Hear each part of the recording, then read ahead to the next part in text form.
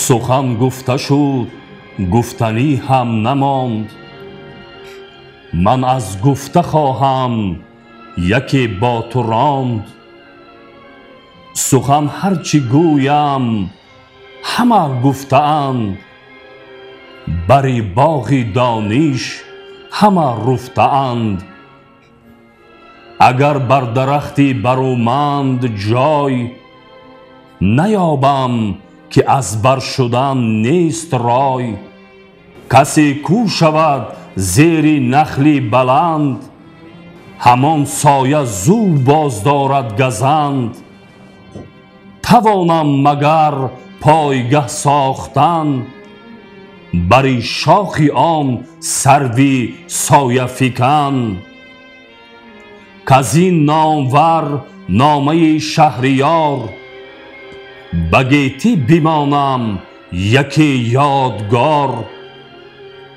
تو این را دروغ و فسانه مدان، به یک سان رویش در زمانه مدان. از او هرچی اندر خورد با خیرت، وگر بر ره رمز و معنی برد. یکی نامه بود از گهی باستان، فراوان بدو اندرون داستان. پراکنده در دست هر موبدی، از او بهره برده هر بخردی. یکی پهلوان بود دهقان نژاد، دلیر و بزرگ و خردمند و راد.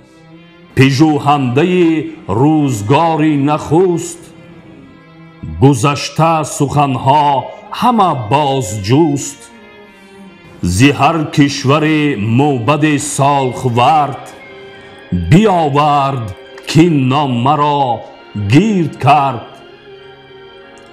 بپرسیدشان از کیان جهان، وزان نامداران و فرخ میهان. که گیتی به آغاز چون داشتند، که ایدر به ما خار بگذاشتند. چگونه سر آمد به نیک اختری، بر ایشان همه روزی کنداوری. بگفتند پیشش یکایک میهان، سخنهای شاهان و گشت جهان. چو بشنید از ایشان سپهبد سخن، یکی نامور نامه افکند بون.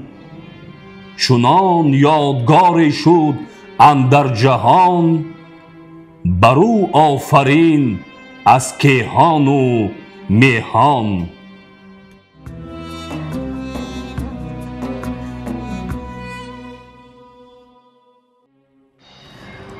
داستان دقیقی شاعر. چو از دفتر این داستانها بسی، همی خواند خواننده بر هر کسی. جهان دل نهاده بدین داستان، همه بخردان نیز و هم راستان.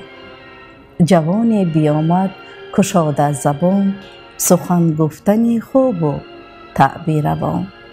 به نظم آرم این نامه را گفت من، از او شادمان شد دل انجمن. جوانیش را خوی بد یار بود، ابا بد همیشه به پیکار بود. بر او تاختن کرد ناگاه مرگ، به سر برنهادش یکی تیره ترگ.